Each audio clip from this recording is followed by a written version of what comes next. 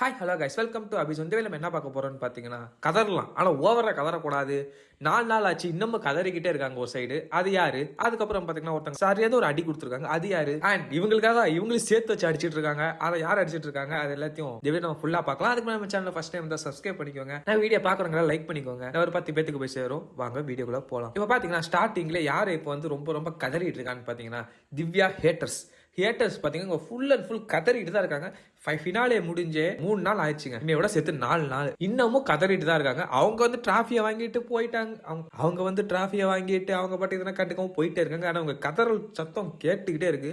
Old போஸ்ட்டுக்குன்னா போயிட்டு 200% செஞ்சுக்கிறாங்க, பிஆருங்கிறாங்க, காசு கொடுத்தா டிராஃபி வாங்குறாங்க, அது இது எல்லாத்தையும் சொல்லிக்கிட்டே இருக்காங்க அவங்க பாட்டுக்கு. நியாயமா அது பிஆர்னா என்னன்னு ஃபர்ஸ்ட் தெரிஞ்சுக்கிட்டு பிஆரை பத்தி பேசுங்க. பட் இந்த சீசன்ல எல்லாருக்குமே பிஆர் இருந்தது.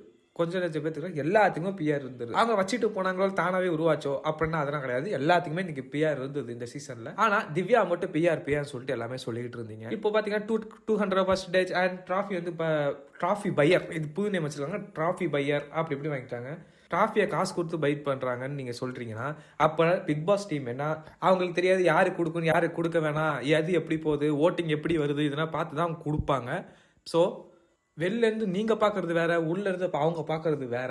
வெளில இப்ப என்ன வந்திருக்குன்னு பாத்தீங்கன்னா, இங்க உள்ள திவ்யா என்ன பண்றாங்களோ கட் பண்ணி வெளில அதிகமா வந்திருக்கு, அவ்வளவுதான். மற்றபடி யாரையும் நெகட்டிவ் பிஆர் பண்ணி எதுவும் வரல. அது மட்டும் இல்லாமல் இந்த ஃபுல் பிஆரும் வீடியோ கட் பண்ணி போகிறதுக்கு மட்டும் தான் இருந்துச்சே தவிர ஓட்டு போட்டிருக்காதுன்னு நான் சொல்கிறேன். ஏன்னா ஃபுல் அண்ட் ஃபுல் மக்கள் ஓட்டு தான். ஏன்னா மக்கள் ஓட்டால் தான் இங்கே இருக்குங்க எல்லாமே ஜெயிக்க முடியும். ஸோ அந்த இடத்துல ஃபுல்லாக திவ்யா வந்து மக்கள் ஓட்டு தான் வாங்கியிருக்காங்க தவிர பிஆர் வச்சு ஓட்டு வாங்கலை. இந்த சீசன்ல 2 பேர் தான் டைட்டில் வின்னர் சொல்லிட்டு சீசன் பாதியிலே நம்ம முடிவு பண்ணியாச்சு. சீசன் முடிவு 2 வாரத்துக்கு முன்னாடியே முடிவு பண்ணியாச்சு. இவங்க 2 பேர் தான் டைட்டில் வின்னர் ரன்னர் அப்படின்னு சொல்லிட்டு முடிவு பண்ணியாச்சு. அந்த இடத்துல ஒருத்தர் இவர் தான் டைட்டில் வின்னர் ஷார்ட்டா சொல்லும் போது அவர் பணப்பெட்டி எடுத்துட்டு போயிட்டாரு. இப்போ அடுத்து கீழே யார் இருக்கா? திவ்யா. அவங்க தான் அப்புறம் வந்து டைட்டில் வின்னர் ஆக முடியும். ஏன்னா அவங்களுக்கு தான் அடுத்தபடியான அதிக ஓட்டு இருந்தது. ஸோ அதனால திவ்யா வந்து இப்போ டைட்டில் வின்னர் ஆகி நிற்கிறாங்க. அதை பொறுத்துக்க முடியாம இப்போ வந்து ஓல்டு போஸ்ட்னா போயிட்டு 200% பிஆருங்கிறாங்க, என்னைய பிஆர் தான் சொல்லிட்டு இருக்காங்க. இன்னும் டிராஃபி பையருங்கிறாங்க, என்னென்னமோ அவங்க இஷ்டத்துக்கு எது இருந்தமோ ஏதாச்சும் சொல்லிக்கிட்டே இருக்காங்க. அதுக்கப்புறம் நடுவில் வந்து ஹரிஷ் கல்யாண் வந்து திவ்யாக்கு வந்து ஒரு விஷ் பண்ணியிருந்தாரு. அப்போ வந்து அதை நான் ஒரு போஸ்ட் மாதிரி எடுத்து போட்டிருந்தேன். அந்த கமெண்ட் என்ன இருக்குன்னு பாத்தீங்கன்னா, அந்த கமெண்ட்ல வந்து இப்போ ஹரிஷ் கல்யாணம் திவ்யாவோட பிஆர் தானா, ஹரிஷ் கல்யாணுக்கு யாருக்கு கொடுக்கணும்னு சொல்லி விவசாயம் இல்லைன்னு சொல்லிட்டு ஹரிஷ் கல்யாண போட்டு படிச்சுட்டு உட்காந்துருக்காங்க. இவ்வளவு மோசமா அடிச்சுட்டு இருக்காங்க தான் சொல்லணும். இந்த சீசன் எல்லாத்துக்கும் பிஆர் இருந்தது.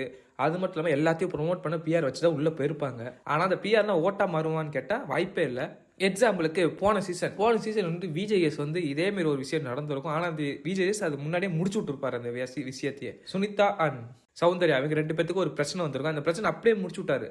என்ன அப்படி சொன்னாருன்னு பாத்தீங்கன்னா, பிஆர் வச்சிருக்கிறது தப்பு இல்ல, பிஆர் வச்சு இவ்வளவு தூரம் வர முடியாது, பிஆர் வந்து ஓட்டா மாறாது. அந்த இடத்துல சுனிதாட்ட எடுத்து சொல்லியிருப்பாரு விஜய். அது மட்டும் இல்லாம இந்த இடத்துல தீபக் வந்து சொல்லியிருப்பாரு, பிஆர் வச்சு ஓட்டு கன்வெர்ட் ஆகாது, மக்கள் போறதா ஓட்டு, மக்கள் போறதா வின் பண்றது அப்படின்னு சொல்லி நிறைய சொல்லியிருப்பாங்க. அது போன சீசன் சொல்லியிருப்பாரு. இந்த சீசன் வந்து கொஞ்சம் சொல்லாம விட்டாரு போல. அதனால எல்லாமே வன்மத்தை கக்கிட்டு இருக்காங்க தான் சொல்லணும். ஏன்னா அவங்களுக்கு பிடிச்ச கண்டஸ்டன் இந்த இடத்துல டைட்டில் ஒன்று அடிக்கல. அதனால திவ்யா போட்டி படிச்சுட்டு உட்காந்துருக்காங்க. நியாயமா அது. ஆனா இந்த டைட்டில் ஒன்று சொல்ல விரும்புனா, அவங்க டைட்டில் அடிச்சாச்சு, இனிமே நீங்க என்ன நினைச்சாலும் மாத்த போறது இல்ல.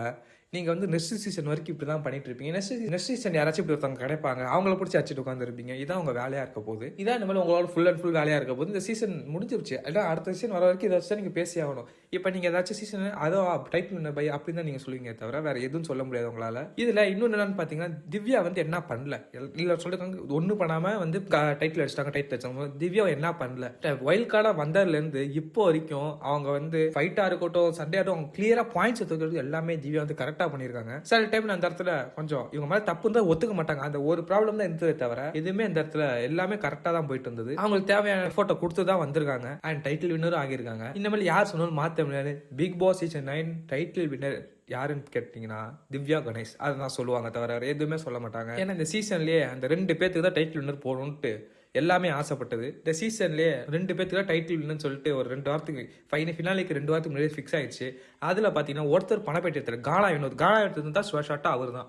அவர் தான் டைட்டில் வின்னர் அப்படின்னு சொல்லிட்டு நம்ம ஈஸியாக சொல்லிடலாம். பட் அவர் வந்து காசு எடுத்துட்டு வெளில வந்துட்டாங்க. அவரே சொல்லிட்டாரு முழு விருப்பத்தோட தான் நான் எடுத்துட்டு வந்துட்டு. அப்புறம் ஓட்டிங்ல அவங்க யார் ரெண்டாவதா இருக்கா, திவ்யா கணேஷ். அப்போ அவங்களுக்கு தான் டைட்டில் போக வேண்டியது இருக்கு. அது மட்டும் இல்லாம அவங்க ஒன்று பிக் பாஸ் சொன்ன மாதிரி தான் அவங்க வந்து அவங்க கூட பழகமாக இருந்தாலும் சரி பழகாம இருந்தாலும் சரி அவங்க தப்புன்னு சொன்னா அந்த இடத்துல தப்புன்னு எடுத்து சொல்ற குரல் திவ்யாவோட குரலா அங்க இருந்திருக்கு. அதனால கூட மக்களுக்கு பிடிச்சி ஓட்டு போட்டு டைட்டில் வின்னர் ஆக்கியிருக்கலாம். நீங்க பாட்டு ஓரமா கதறிட்டு இருங்க, அங்க டைட்டில் அடிச்சுட்டு அங்க ஹாயா சுத்திட்டு இருக்காங்க. நீங்க பாட்டு ஓரமா கதறிட்டு இருங்க, அங்க title winner Divya Ganesh Divya Ganesh Divya Ganesh. Okay, next ஒருத்தன் சிறப்பா சம்பவம் பண்ணிருக்காங்க. அது யாருன்னு கேட்டீங்கன்னா இந்த அரோரா சிங்க்லர். அவங்க பாத்தீங்கன்னா இப்ப ரீசெண்டா ஒரு ஸ்டோரி போட்டிருக்காங்க. நீங்க என்னடா நான் சொல்றது பிஸ்கோத்து அப்படின்னு சொல்லிட்டு அழகா ஒரு ஸ்டோரியை போட்டு ஹேட்டர்ஸ் பதிலடி கொடுத்து ஃபேன்ஸ் அதை வச்சு செலிப்ரேட் பண்ணிட்டு இருக்காங்க.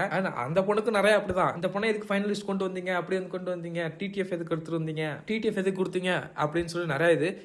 டிடிஎஃப் எதுக்கு கொடுத்தாங்கன்னா அவங்க ஜெயிச்சாங்க, பாயிண்ட்ஸ் எடுத்தாங்க, அதனால டிடிஎஃப் அவங்க கொடுத்துட்டு கொண்டு வந்து நிக்க வச்சாங்க. ஒத்துக்கணும், உண்மையை ஒத்துக்கணும்னா ஃபர்ஸ்ட் 50 நாள் தான் ஒண்ணுமே பண்ணல. ஆனா அடுத்த 3 நாள் அவங்க கேம் லெவலே வேற லெவல் இருந்துச்சு. அப்படியே மொத்தமா திரும்பிச்சாங்க கேம் நம்ம ஃபுல்லாவே. யார் யார் எங்கெங்க அடிக்கணுமோ அங்கங்க கரெக்டா அடிச்சாங்க. இதெல்லாம் அரோரா சிங்க்லர் பண்ணாங்க. அது மட்டும் இல்லாம ஒரு ஃபன் என்டர்டைன்மெண்ட் கொடுத்தது கொஞ்சம் அரோரா கொடுத்துருக்காங்க தான் சொல்லணும். எல்லாத்தையும் கலாய்க்கிறதா இருக்கட்டும், ஃபன் பண்றதா இருக்கட்டும், எல்லாமே அரோரா சிங்க்லரும் கொடுத்துருக்காங்க. அவங்கள தூக்கி போட்டு ஒரு சைடு அடிச்சிட்டு இருக்காங்க. ஒன்னும் சொல்றதுக்குலாம் சீசனே முடிஞ்சு 4 நாள் ஆச்சு. இன்னமும் இவங்க வந்து சொல்றதுக்கு ஒண்ணும் இல்ல. பாப்போம் என்ன நடக்குதுன்னு. ஆனா அரோரா சிங்க்லர் வந்து இதுக்கெல்லாம் எதுக்குமே அசர மாட்டாங்க. நீங்க அப்பங்களா பிஸ்கோத்து நான் கேவலன்னு எனக்கு தெரியும்ட்டா அப்படின்னு சொல்லிட்டு அசால்ட்டா முடிச்சு விட்டு வச்சிருக்காங்க. அதுக்கப்புறம் பாத்தீங்கன்னா இப்போ இவங்களை வச்சு அவங்க இப்போ பிக் பாஸ் அடிக்க ஆரம்பிச்சிட்டாங்க. அங்க சுத்தி பிக் பாஸ் மேலே கை வைக்க ஆரம்பிச்சிட்டாங்க. அது என்னன்னு பாத்தீங்கன்னா அரோரா சிங்க்லருக்கு மட்டும் பிக் பாஸ் நல்லா பேசினாரு, திவ்யாக்கு நல்லா பேசினாரு அப்படின்னு சொல்லி இப்ப பிக் பாஸ் தூக்கி போட்டு இப்ப அடிச்சிட்டு இருக்காங்க தான் சொல்லணும். ஏன்னா பிக் பாஸ் கொஞ்சம் ஆறுதல் சொல்றதுக்கு பிக் பாஸ் தூக்கி போட்டு அடிக்க ஆரம்பிச்சிட்டாங்க. இப்ப அவர் பாருங்க நெக்ஸ்ட் சீசன் வந்து இப்ப அங்க சுத்தி பிக் பாஸ் மேல கை வச்சு பிக் பாஸ் தூக்கி போட்டு அடிச்சிட்டு இருக்காங்க. பிக் பாஸ் வந்து கேர்ள்ஸ் மட்டும் நல்லா பேசாது, பசங்கள்ட்ட பேசவே மாட்டாரு. பிக் பாஸ் வந்து இப்ப கேர்ள்ஸ் மட்டும் ஃபிளர்ட் பண்றாரு, அது பண்றாரு, இது பண்றாருன்னு சொல்லிட்டு நிறைய ஏதோ சொல்லிட்டு இருக்காங்க. பிக் பாஸ் அரோரா மட்டும் நல்லா பேசுவாரு, மத்தபடி யார்ட்டி பேச மாட்டாரு. அந்த திவ்யா நல்லா பேசுவாரு, மத்தபடி யார்ட்ட பேச மாட்டாரு அப்படின்னு சொல்லிட்டு நிறைய பேர் இப்ப சொல்லிட்டு இருக்காங்க. அவங்க ஃபுல் சீசன் பார்த்தாங்களா எனக்கு தெரியல. ஏன்னா எல்லாத்தையுமே அவர் ஆறுதல் சொல்லியிருக்காரு. ஆனா இப்போ வந்து திவ்யாவுக்கும் அரோராவுக்கும் சொல்றது மட்டும் கொஞ்சம் எக்ஸ்ட்ராவா இருந்துச்சுன்னு சொல்லிட்டு இப்ப கிளப்பி விட்டு வச்சிருக்காங்க. என்ன நான் சொல்லி வச்சிருக்காங்க பாத்தீங்களா. ரொம்ப பாவம் பிக் பாஸ். அவர் இந்த சீசன்ல தான் அவரே கண்டஸ்டன்டா விளையாண்டுட்டு இருந்தாரு. அவரை போட்டு இப்ப அடிக்க ஆரம்பிச்சிட்டாங்க. ரைட்டு. அடுத்தது இப்ப விஜேஎஸ் வந்து நீங்க சொல்லிருக்கீங்க விஜேஎஸ் தான் சீசன் 10 ஹோஸ்ட். விஜேஎஸ் தான், வேற மாற்று கருத்தே இல்ல. ஃபினாலே எபிசோட் ஃபினாலே சொல்லிட்டாங்க அடுத்த சீசன் வருவேன், அடுத்த சீசன் ட்ரோல் பண்ணுங்க, அப்பதான் இந்த ஷோ நல்லா ஓடும், வந்து என்ன ட்ரோல் பண்ணுங்க சொல்லிட்டு அவரே கன்ஃபார்ம் பண்ணிட்டு போயிட்டாரு. அது மட்டும் இல்லாம சீசன் 10 வேற லெவல்ல இருக்க போதுன்னு சொல்லியிருக்காங்க. 7 மாசம் இருக்கு, 7 மாசம் வெயிட் பண்ணணும். ரொம்ப போர் அடிக்குது. வேற 4 நாள் ஆச்சு, 4 நாள் ஒண்ணுமே பண்ண முடியாது. அப்படியே ஏதோ சும்மா போர் அடிச்ச மாதிரி உட்காந்தே இருக்கேன். என்ன பண்றதுன்னு தெரியல. அப்புறம் ஒவ்வொரு சீரீஸா மாத்தி போட்டுட்டு பாத்துட்டு இருக்கேன். உங்களுக்கு ஆச்சு அப்படின்னு கமெண்ட் பண்ணுங்க. நீங்க சொல்லுங்க உங்களுக்கு எப்படி இருக்கு பிக் பாஸ் முடிஞ்சதுக்கு அப்புறம். ஒன்னும் சொல்றதுக்கு இல்ல. இவங்க வந்து ஒரு சைடு கதறிட்டு இருக்காங்க. இதெல்லாம் பார்க்கும்போது எப்படி இருக்கு தெரியும். இப்படிதான் இருக்கு.